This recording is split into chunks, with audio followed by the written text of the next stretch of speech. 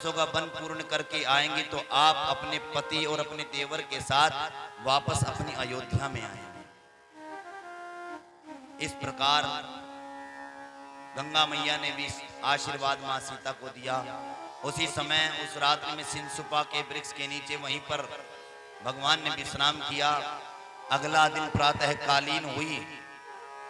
प्रातःकालीन तीर्थराज प्रयाग में पहुंचे राम जी।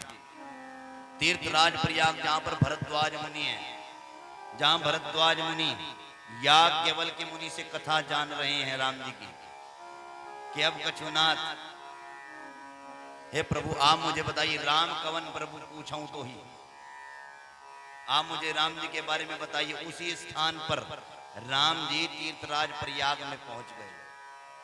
कहां? भरद्वाज मुनि के पास में। तीर्थराज प्रयाग में भरद्वाज मुनि के पास में, और भरद्वाज मुनि के पास में जाकर के बैठ गए। जैसे भरद्वाज मुनि के आश्रम में बैठे जाकर के बातें हुई तो आज भरद्वाज मुनि राम जी से हाथ जोड़ करके एक बात कहने लगा कि हे प्रभु, मेरा जीवन धन्य है, मेरा जीवन धन्य है। और प्रभु जितना मैंने जीवन में जप किया है तप किया है, आज मेरा वो जप तप का फल पूर्ण हो गया है, पूरा मिल गया है। भगवान जी कहने लगे एक ही बार में आपको, एक ही बार में सब कुछ मिल गया है।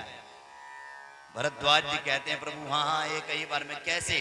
कहने लगे राम तुम ही अवलोकते आजू।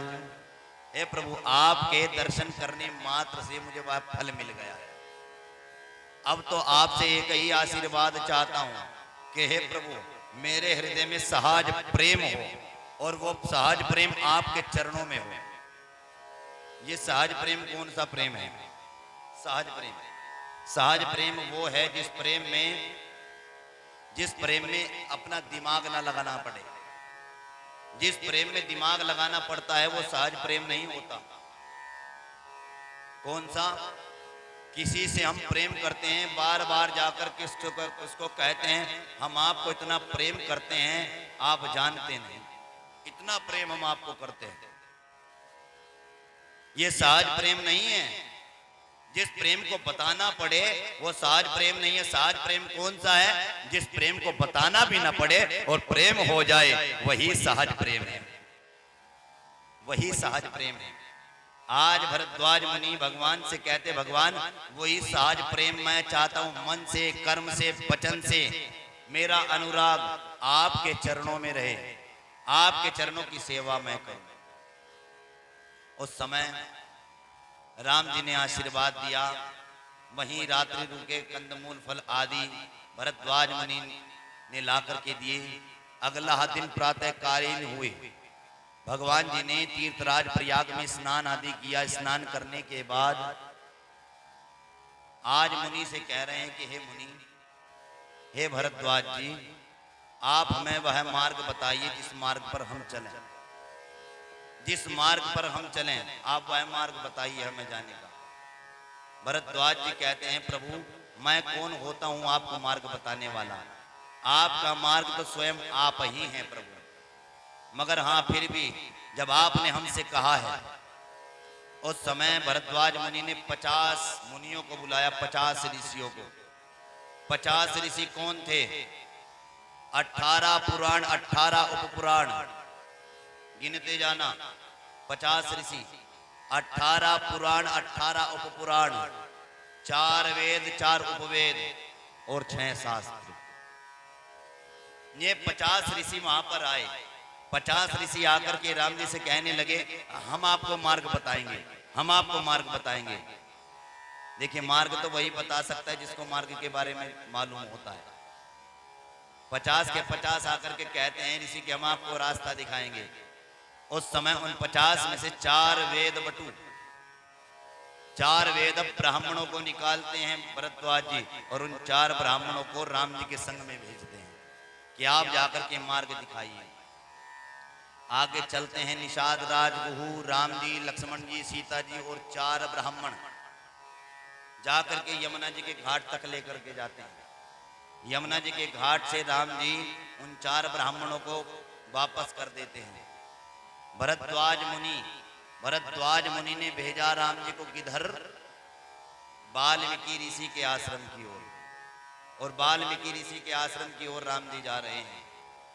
बीच मार्ग में चलते चलते एक गांव आया, राजापुर। चित्रकूट में जाते हुए राजापुर नाम का एक गांव है। वहां पर एक तपस्वी आए, भगवान जी के चरणों में लेट गए आकर के। रामायण को बोलने वाले कुछ संत, कुछ ब्राह्मण बताते हैं, कोई कहते हैं कि वो हनुमान जी थे, कोई कहते हैं वो तीर्थराज प्रयाग जी थे, कोई अपनी अपनी मति के अनुसार सब बताते हैं। कोई कहता है कि वो तुलसीदास जी थे, कोई कहता है कि वो अग्नि देवता था। मगर हमारे गुरुदेव के मुख से हमने सुना है वहां पर वो कौन थे? पूज्यपाद गोस्वामी तुलसीदास जी महाराज थे। क्यों? वही गांव, जिस गांव में राम जी थे, वही गांव राजापुर नाम का गांव गोस्वामी तुलसीदास जी का है।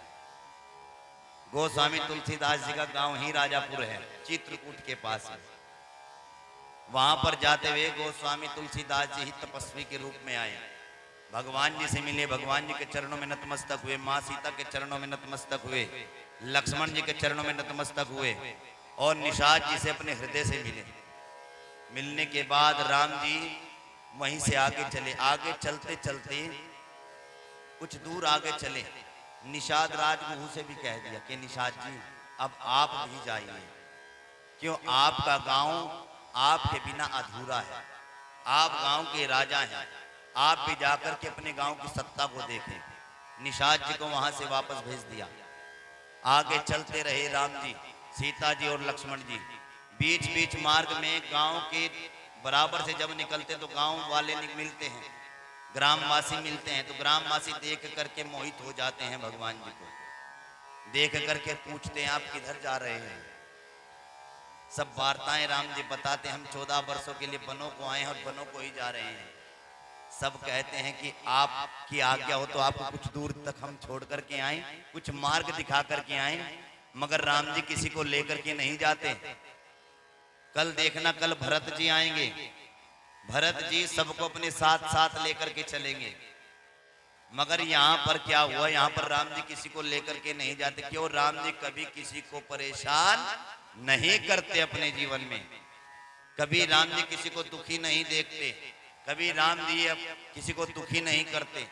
इस कारण से राम जी किसी को अपने साथ में लेकर के नहीं जा रहे हैं। क्यों? हम तो जाएंगे, हमारे साथ में कोई परेशान हो जाए ऐसा हम जीवन में नहीं करेंगे, ऐसा राम जी ने चाहा। राम जी आगे चलते रहे। आगे चलने के बाद क्या हुआ? आगे चलने के बाद वाल्मीकि ऋषि जी का आश्रम के पास में वहां पर क्या देखा? सुंदर सरोवर देखा, वन प्रदेश देखा, पर्वतों को देखा, सरोवर देखे। सरोवर में एक चीज देखी। क्या देखा? बैरी पशु पक्षी एक ही स्थान पर जल पी रहे हैं। कौन? उसी स्थान पर गज जल पी रहा है और उसी स्थान पर सिंह जल पी रहा है। एक ही स्थान पर पशु पक्षी सब एक ही साथ बैठ करके जल पी रहे हैं। ये किसकी पहचान होती है?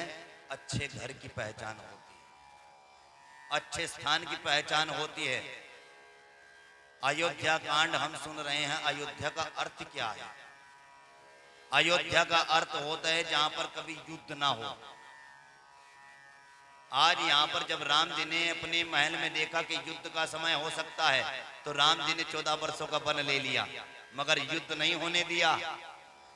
जो अयोध्या का अर्थ ही अर्थ ये है कि अयोध्या का अर्थ है जहां युद्ध ना हो, वो अयोध्या है।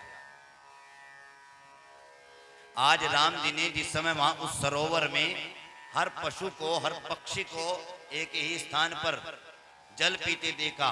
वहीं हंस जल पी रहा है, वहीं सर्प जल पी रहा है, उन दोनों का बैर है, वहीं इकट्ठे जल पी रहे हैं। क्यों? जिस घर के बड़े अच्छे होते हैं ना, रामचरितमानस हमारे जीवन का एक दर्पण है। दर्पण, जिस प्रकार दर्पण में हम अपने चेहरे को देखते हैं, जिस प्रकार दर्पण कभी झूठ नहीं बोलता, हमारे जीवन का दर्पण रामचरितमानस भी हमें झूठ नहीं सिखाती और झूठ नहीं बोलती हमारे लिए। रामचरितमानस कहती है जिस घर के अंदर घर का रहने वाला बड़ा व्यक्ति कहें तो जो वृद्धावस्था में सबसे बड़े होते हैं या उनके बाद में जो घर के बड़े होते हैं, अगर अपने परिवार को एक साथ रखते हैं, एक साथ रखने के बाद वो प्रेम उनके अंदर बढ़ाते हैं जो प्रेम होना चाहिए। कौन सा प्रेम? भाई भाई का प्रेम, पति पत्नी का प्रेम। ये प्रेम बड़ों से ही चल कर के आता है। जैसा हम अपने बड़ों को देखते हैं ना चलते हुए, उसी प्रकार हम भी करते हैं। हमने देखा पहले हमारे सामने हमारे पिताजी अपने भैया से अलग हो गए, अपने भैया से अलग हो गए। विवाह से पहले ही हमारे पिताजी के भैया का विवाह भी नहीं हुआ और पिताजी ने चाचा जी को अलग कर दिया, उनका विवाह भी नहीं हुआ। तो क्या समझ लिया? ऐसा ही होता होगा। बड़े बेटे का विवाह हुआ तो बड़े बेटे ने अपने छोटे भाई को घर से निकाल दिया, आप भी अलग रहिए भैया, आज के बाद अलग अलग रहेंगे। क्यों? पिताजी भी ऐसे ही रहे, पिताजी भी तो ऐसे ही रहे, इसी प्रकार हम भी रहेंगे। अगर घर में बड़े अच्छे हों, बड़े घर के इकट्ठे रह करके परिवार को बताएं, परिवार को सिखाएं कि बेटा जिस प्रकार हम रहते हैं उसी प्रकार आपको रहना है, वही जीव के जीवन का जीवन होता है, वही जीव के जीवन का जीवन होता है। आज यहाँ पर वाल्मीकि जी का आश्रम के बाहर ये देखा, क्योंकि वाल्मीकि जी भी ऐसे ही प्रेमी थे। वाल्मीकि जी के प्रेम में सब ऐसे मोहित रहते थे कि वहां किसी का कोई दोष नहीं होता था, किसी का कोई द्वेष नहीं होता था, किसी का कोई शत्रु नहीं होता था। जैसे ही वाल्मीकि जी को पता चला कि राम जी आए हैं, उसी समय वाल्मीकि जी राम जी के पास में आए। राम जी वाल्मीकि जी के चरणों में लेट गए। उसी समय मोने कहो राम दंडवत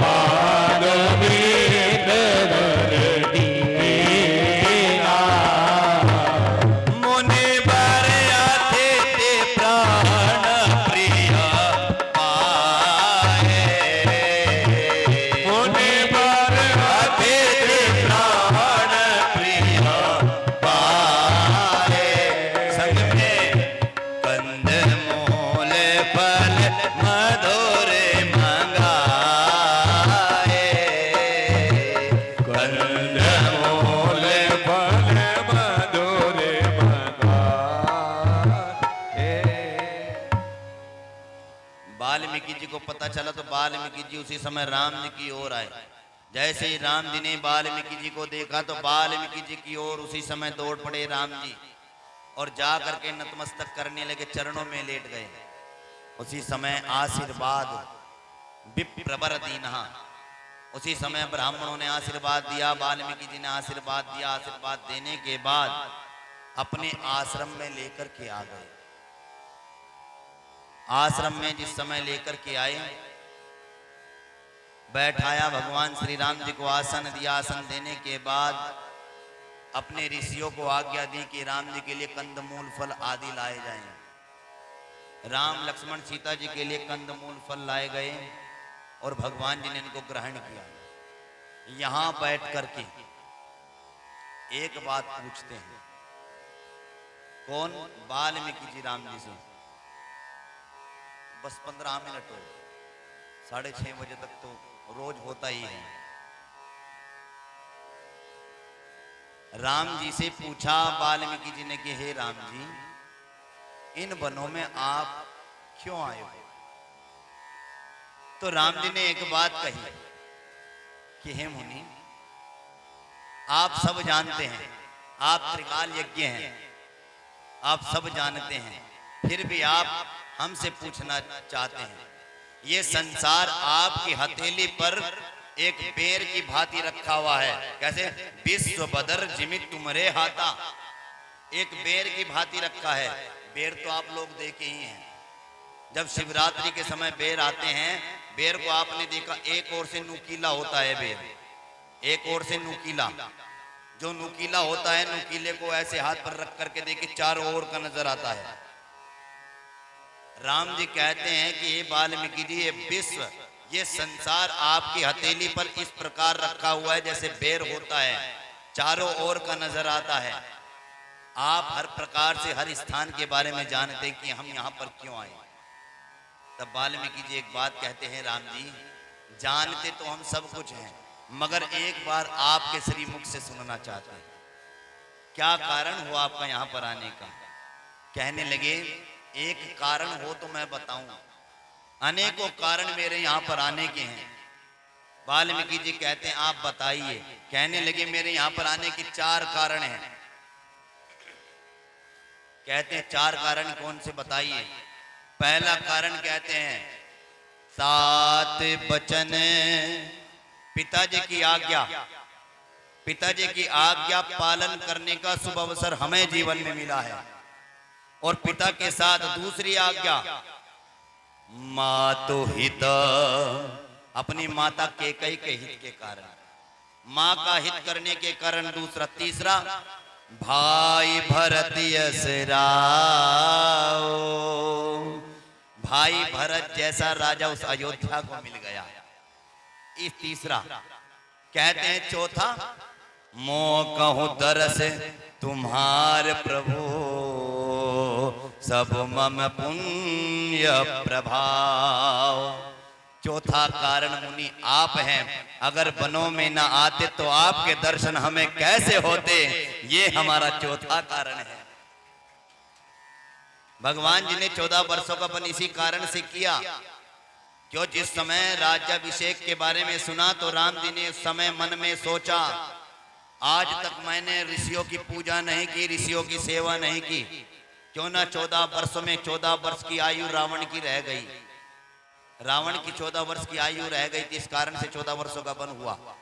और इन्हीं 14 वर्षों में, और भगवान जानते हैं अगर 14 वर्षों के लिए वनों के लिए ना जाया जाए और एक ही दिन रावण के लिए जाया जाए, उसमें भी क्या होगा।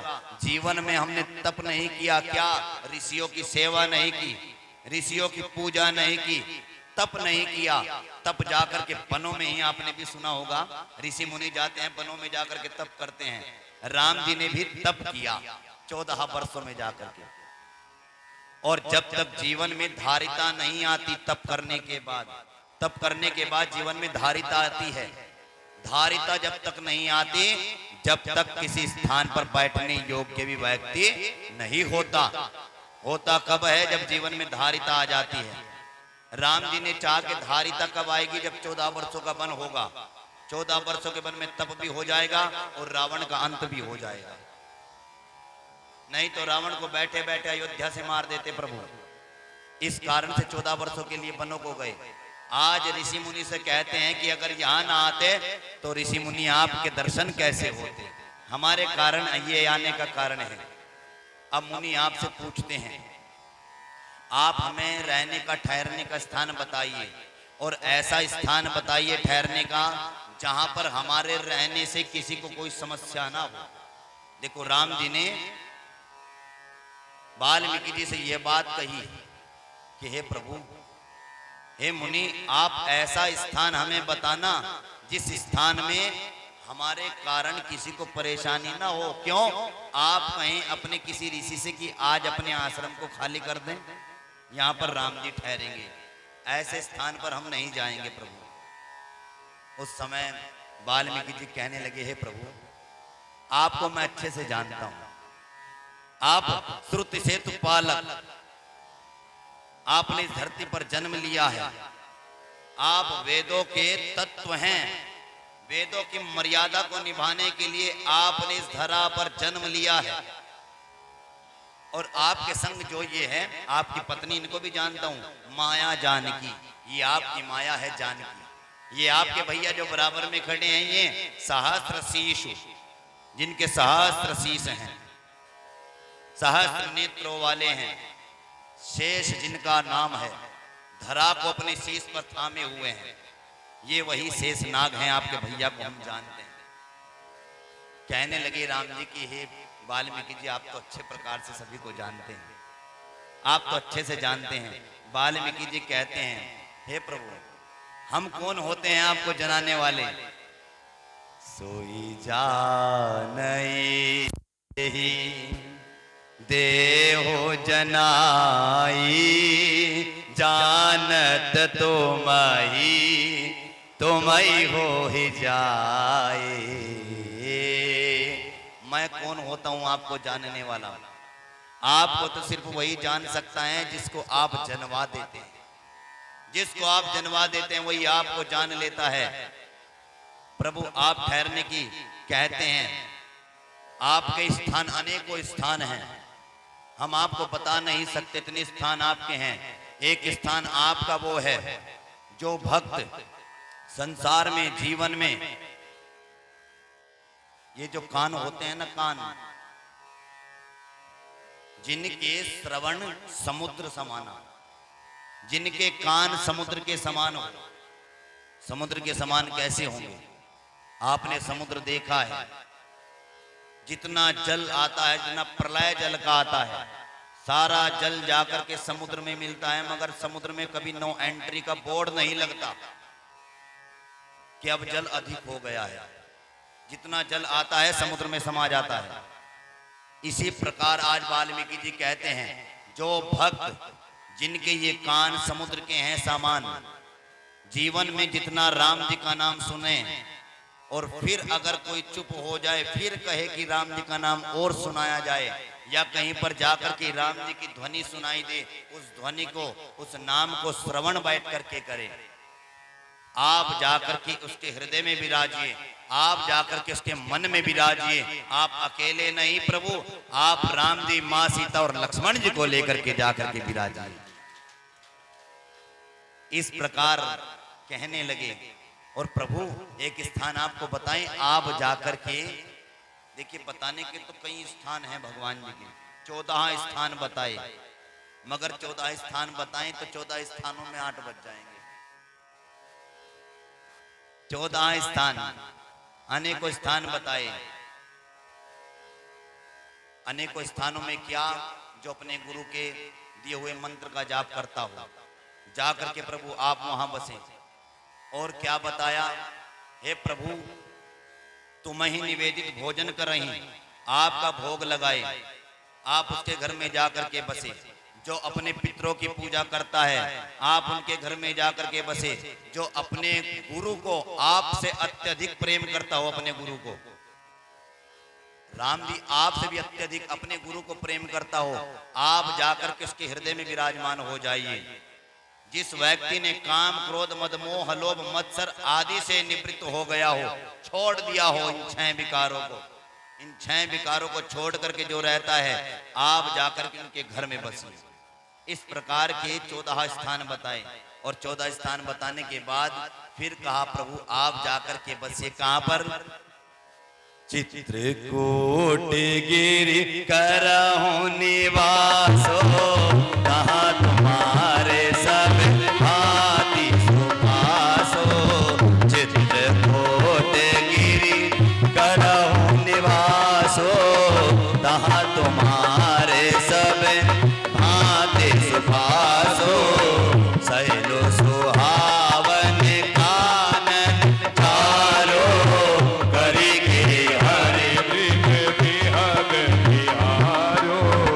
सैल सुहावन कानन चारो, करी के हरि वृक्ष बिहग बिहारो। कि हे प्रभु, आप जाकर के चित्रकूट में बसिए। चित्रकूट में शैल सुहावन कानन चारु, सुंदर वन प्रदेश है प्रभु, जहां हाथी, सिंह, हिरण, पक्षियों का विहार स्थल है। हे प्रभु आप जाकर के वहां बसिए।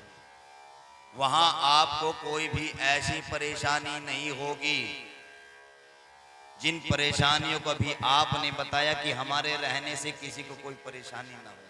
आपके वहां रहने से प्रभु किसी को कोई परेशानी नहीं होगी। आप जाकर के चित्रकूट में बसी। उसी समय राम जी, लक्ष्मण जी सीता जी को लेकर के चित्रकूट में पहुंचे, जहां पर मंदाकिनी नदी है। मंदाकिनी नदी के समीप जाकर के वहां पर ऊपर से देवताओं को ने देखा, राम जी के मन को चित्रकूट भा गया। उसी समय कोल भीलों का रूप लेकर के देवता गण आते हैं और देवता गण आकर के दो कुटिया बनाते हैं। एक कुटिया पर्वत के ऊपर बनाते हैं, पर्वत के ऊपर छोटी कुटिया, और एक कुटिया धरा पर बनाते हैं जो बड़ी कुटिया होती है। जो ऊपर की कुटिया वो लक्ष्मण जी की बनाते हैं, नीचे की कुटिया राम जी के लिए बनाते हैं। आप बताइए क्या ये सही किया देवताओं ने कि लक्ष्मण जी को तो बैठा दिया ऊपर और राम जी को बैठा दिया नीचे? क्या ये सही किया?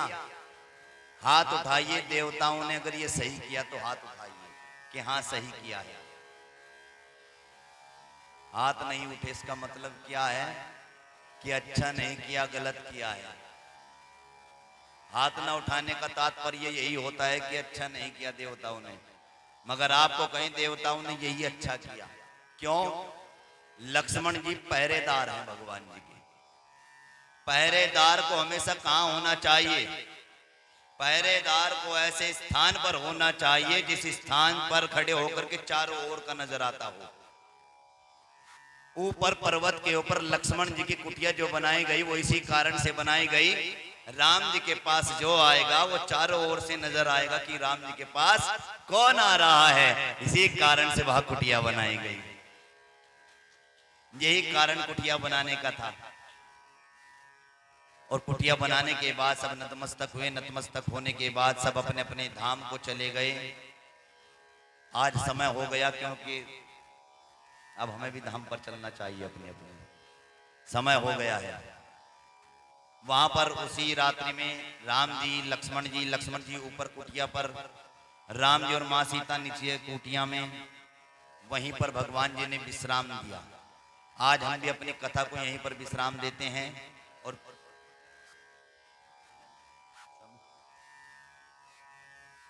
बोले सियावर रामचंद्र भगवान की जय। हर हाल में खुश रहना जीवन में अगर सीखा जाए, संतों से सीखा जाए, हर हाल में खुश रहते हैं। जीवन में कोई टेंशन ही नहीं कि हमें कोई दुख मिलेगा। क्यों? दुख आएगा तो भी हम भगवान की सेवा करेंगे, सुख आएगा तो भी भगवान की ही सेवा करेंगे। हर व्यक्ति के मन में यही होना चाहिए कि हमारे जीवन में सुख आए, दुख आए, मगर हम भगवान के चरणों को नहीं छोड़ेंगे, भगवान के दरबार को नहीं छोड़ेंगे। और यही सीखा जाता है, संतों से सीखा जाता है। पीछे केवट को भगवान दे रहे थे मगर केवट ने लिया नहीं। केवट से सीखा जाए। एक हम लोग होते हैं भगवान के दरबार में जाकर के सिर्फ मांगते हैं, भगवान के दरबार में जाकर के सिर्फ मांगते हैं। भगवान से मांगा जाए मगर अपने लिए नहीं, संसार के लिए मांगा जाए। क्योंकि एक छोटी सी बात, जब जब संत इकट्ठे होते हैं तब तब संत मिलकर के एक यही बात करते हैं, ये संसार कैसा है? झूठ ही लेना, झूठ ही देना। उत्तरकांड की चौपाई है ये। झूठ ही लेना, झूठ ही देना, झूठ ही भोजन, झूठ चबेना, झूठ ही भोजन, झूठ चबेना। संत बैठ करके यही बातें करते हैं। संसार में रहने वाले जीव कैसे हैं? झूठा ही लेते हैं, झूठा ही देते हैं, झूठा ही भोजन करते हैं, झूठा ही चबाते हैं, झूठा ही दूसरे को भोजन देते हैं, वह भी झूठा ही चबाता है। इस प्रकार से जीव जीवन में रहते हैं। मगर इन जीवों का उद्धार हो, किस प्रकार से उद्धार हो? संत लोग कहते हैं इन जीवों का उद्धार कैसे हो? इन जीवों का उद्धार तभी ही हो जब मनुष्य एक बात भगवान जी से जाकर के मंदिर में मांगे, क्या मांगे? भगवान मेरा भला ना हो। क्या मांगे? बोलिए बोलिए। कोई नहीं बोलेगा, हम जानते हैं। भगवान के दरबार में एक ही बात कहनी चाहिए, भगवान मेरा भला ना हो। तो फिर भला किसका हो? हे भगवान जी पूरे संसार का भला हो, क्योंकि पूरे संसार का भला होगा तो मेरा भी भला स्वतः ही होगा। ये मांगना चाहिए भगवान जी के दरबार में जाकर के। संत यही मांगते हैं। संत भगवान से कहते हैं, जो दिया भगवान आपका, जो नहीं मिला वो भी आपका भगवान जी। हम तो एक ही बात चाहते हैं, संसार का भला हो। इसी प्रकार हर हाल में खुश रहना संतों से सीख जाए। हर हाल में खुश रहना संतों से सीख जाए। हर हाल में खुश रहना संतों से सीख जाए। हर हाल में खुश रहना संतों से सीख जाए। हर हाल में खुश रहना संतों से सीख जाए। हर हाल में खुश रहना संतों से सीख जाए। महफिल में जुदा रहना, महफिल में जुदा रहना ये सब भी संतों से सीख जाए। महफिल में जुदा होना संतों से सीख जाए। जीवन में हर हाल में खुश रहना।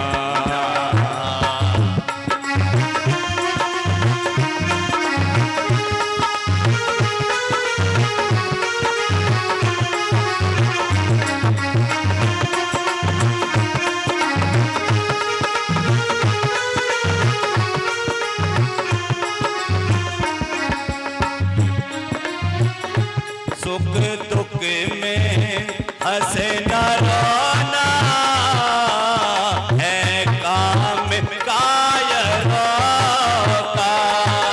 सुख दुख में हंसना रोना है काम कायरों का। सुख दुख में हंसना रोना है काम कायरों का। सुख दुख में हंसना रोना है काम कायरों का। मगर दोनों में मुस्कुराना, दोनों में मुस्कुराना ये सब संतों से सीख जाए।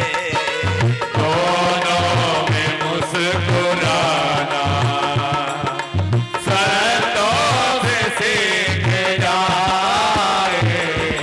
हर हाल में खुश रहना।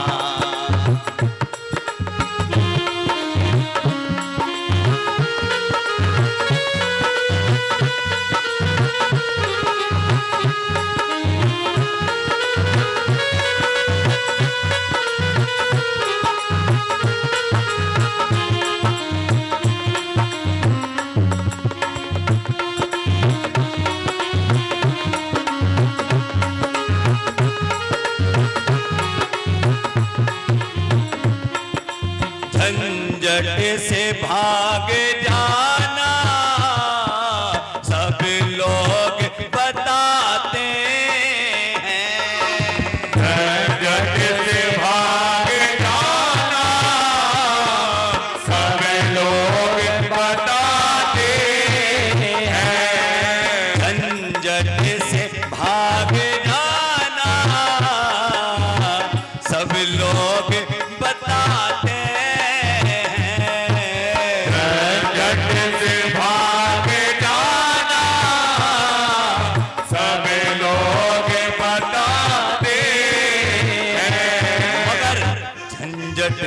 बच के रहना, ओ झंझट में बच के रहना, ये भी संतों से सीखना है। झंझट में बच के रहना, संतों से सीखना है। हर हाल में खुश रहना।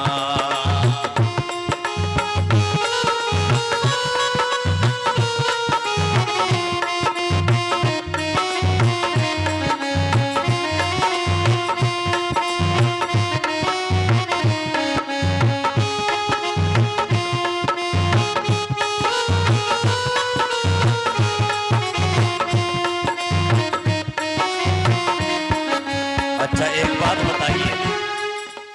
बताइए आप, क्या मुक्ति कौन मानता है मरने के बाद मुक्ति मिलती है? हाथ उठाइए। कौन कौन मांगता है कि मरने के बाद मुक्ति मिलती है? क्योंकि एक बात बताएं, मरने के बाद मुक्ति मिलती ही नहीं है।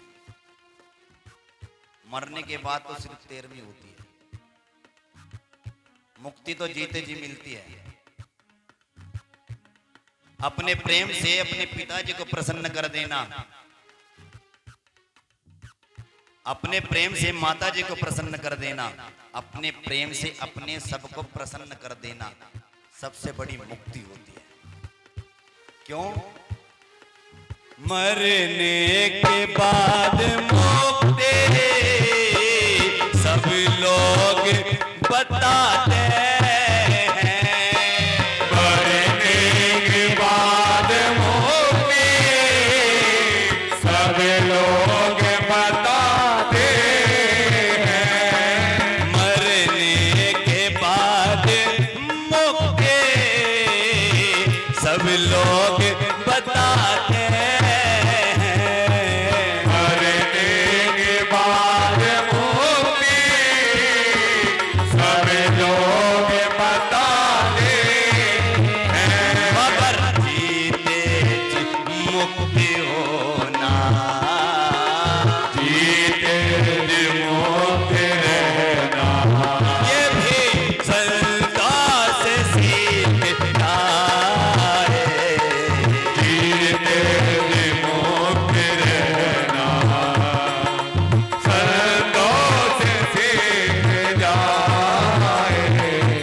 हर हाल में खुश रहना, संतों से सीख जाए।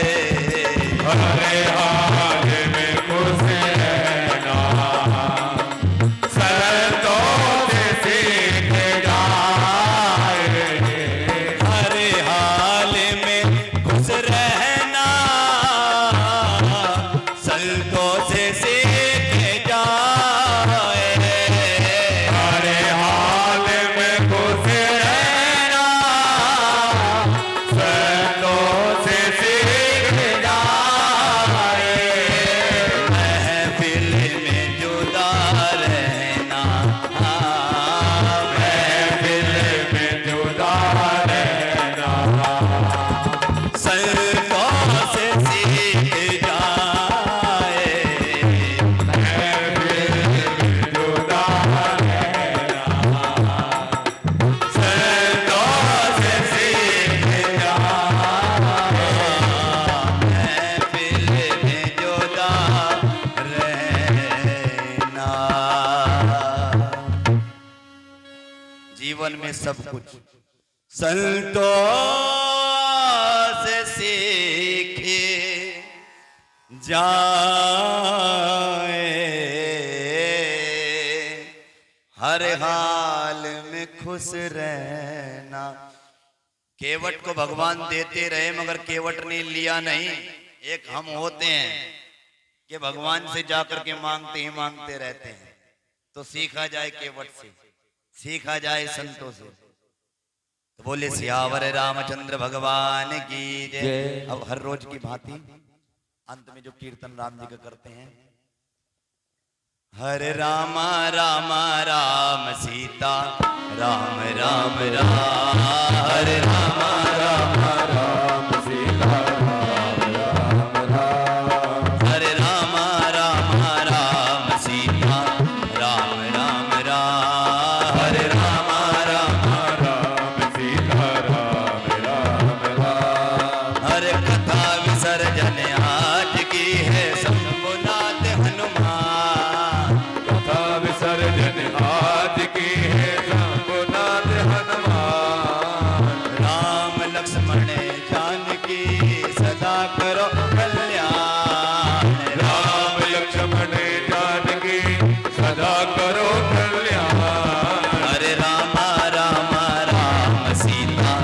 राम राम राम हरे राम राम राम सीता राम राम राम हरे राम राम राम सीता राम राम राम हरे राम राम राम सीता राम राम राम राम बोले सियावर रामचंद्र भगवान की